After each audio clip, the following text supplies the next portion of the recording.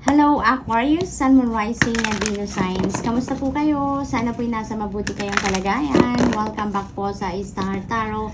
And kung bago po kayo, welcome po kayo dito. Thank you din po sa inyong pagbisita. I truly appreciate it and God bless you all. Aquarius, tignan po natin ngayon kung ano mga mensahe para sa inyo for October 1 to 7. Paunang mensahe ni Aquarius, we have focused intention. Ayan. Think about what you desire, set your sights high, and expect the best possible outcome. So, napakaganda. This is very encouraging message for you, no? Na pag-isipan ninyo mabuti, isipin ninyo mabuti ngayon, Aquarius, kung ano talaga yung heart's desires ninyo. What are the things that you really want in life, no? Ano yung gusto ninyong sitwasyon na ma-experience ninyo sa buhay ninyo? And with that, take action on it and expect the best possible outcome. Nang sa gayon, yung parang hinihila ninyo that way kung ano man ang gusto ninyong mangyari sa buhay ninyo, na mag-manifest sa buhay ninyo, no? Yung parang minamagnetize ninyo towards you, kumbaga.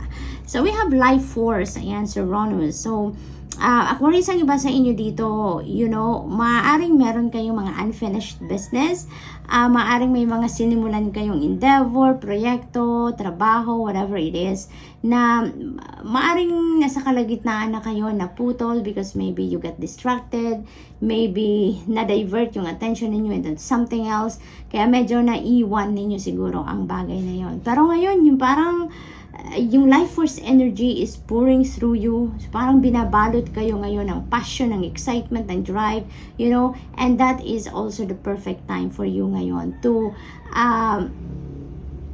finish up kung ano man yung unfinished business ninyo, no? So, parang sinasabi ng energy na to na gawin mo na ngayon, ipagpatuloy mo na ngayon, no? Dahil meron ka ng resources ngayon, meron ka ng drive, meron ka ng determination, meron ka ng lakas, may energy ka na, you know, at kaya nararapat lang na ipagpatuloy mo na kung ano man yung mga naiwan ninyong trabaho, okay? So, we also have voice of truth. Ayan, stand strong, no? Mag-focus ka lang sa kung ano yung purpose ninyo.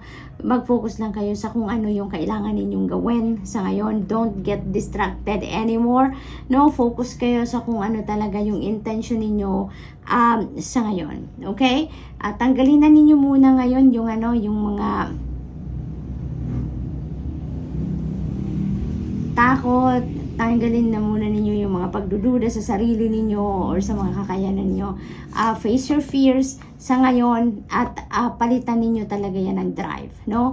Palitan ninyo yan ng determinasyon. Nang sa gayon, matapos ninyo kung ano man ang kailangan ninyong tapusan, mapagtagumpayan ninyo kung ano man ang dapat ninyong pagtagumpayan sa ngayon. Because it is, ngayon, yung parang now is the perfect time na para tapusin talaga ninyo ang mga dapat ninyong tapusin, no?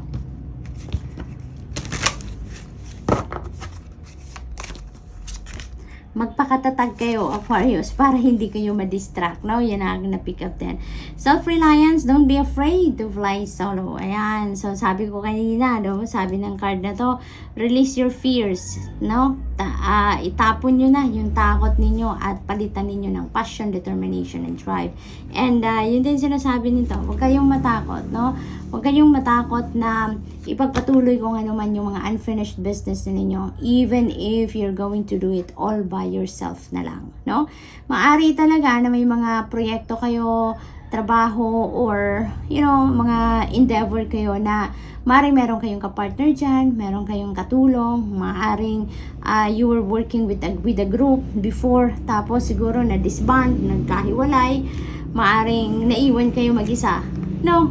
Kaya siguro hindi na ninyo na ipagpatuloy kung ano man yun ang sinimulan ninyong proyekto, no? At ngayon, huwag kayong matakot, yung sinasabi sa inyo dito. Be self-reliant, be confident, and be assertive, na kahit mag-isa lang kayo, na kahit solo lang kayo ngayon, you can finish it up, no? Mapagtatagumpayan ninyo kahit mag-isa lang kayo, dahil kaya ninyo. So, what else? We have celebration, let go, and have fun. Ayan. So, may mga tagumpay kayo dito, Aquarius. Maaring yung celebration na to is a heads up for you. Na kapag tinanggal ninyo ang takot ninyo, kapag ipinagpatuloy ninyo kung anong dapat ninyong tapusin, you know, kahit it's all by yourself, all by your efforts, you know, you will succeed, no? At merong celebration na naghihintay sa inyo, no? Or yung parang you really have to celebrate your success kasi napaka-huge success yan na sinimulan ninyong grupo kayo, may ka-partner ka, pero ngayon tatapusin mong mag-isa ka. So that is a huge reason to celebrate, diba? For others of you, maaaring you are celebrating life dito, no? Some of you are celebrating a birthday of other people, celebrating an occasion, no? Or maaring tagumpay ninyo ang isa-celebrate ninyo in some areas of life. So, merong okasyon, no? Ang napipick up ko dito, merong okasyon.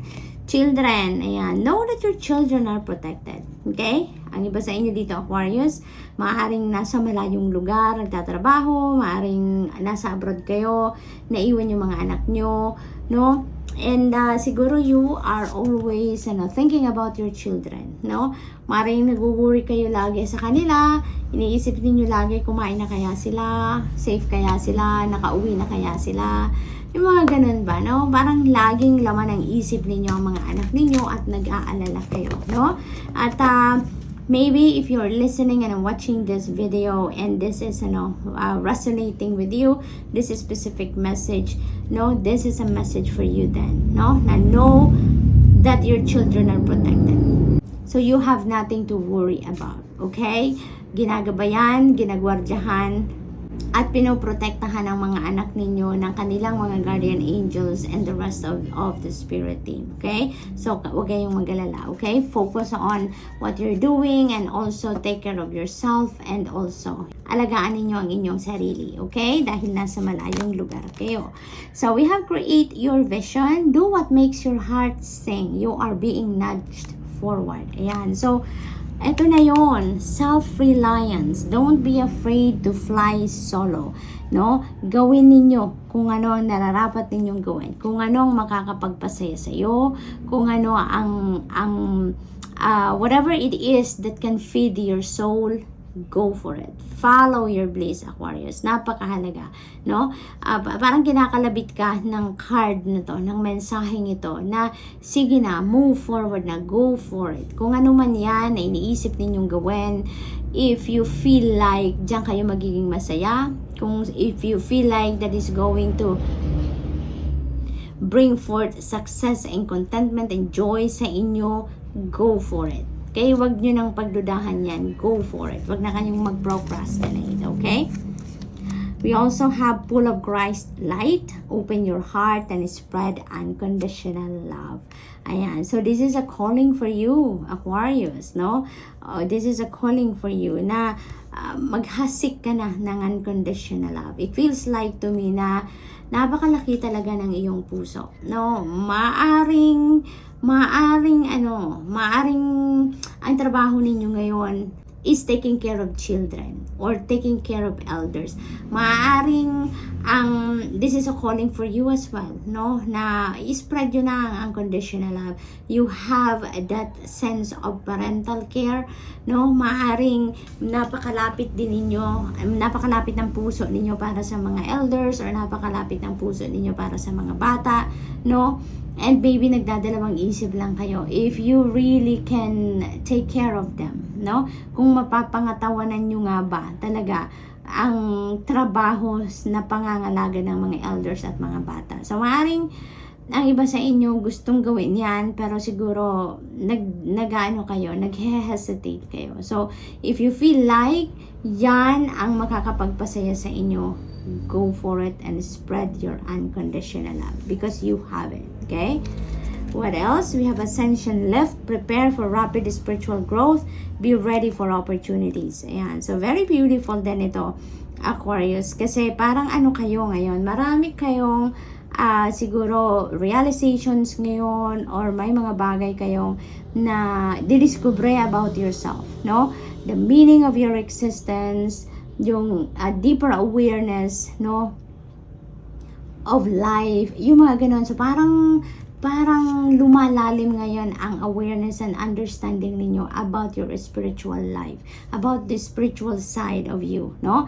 So parang ganon. Kaya may mga opportunities, no? May mga opportunities na magbubukas or magkakatok sa inyo ngayon that is going to bring you to your spiritual evolution, to your spiritual growth ngayon, no? Kasi nagsisimula na kayong lumalim ang pag-iintindi ninyo sa inyong sarili, sa inyong existence, no? Kaya it feels like to me na ito na yung simula. Maaring you are already moving towards what your purpose is, towards your destiny, no? Aquarius, so good luck.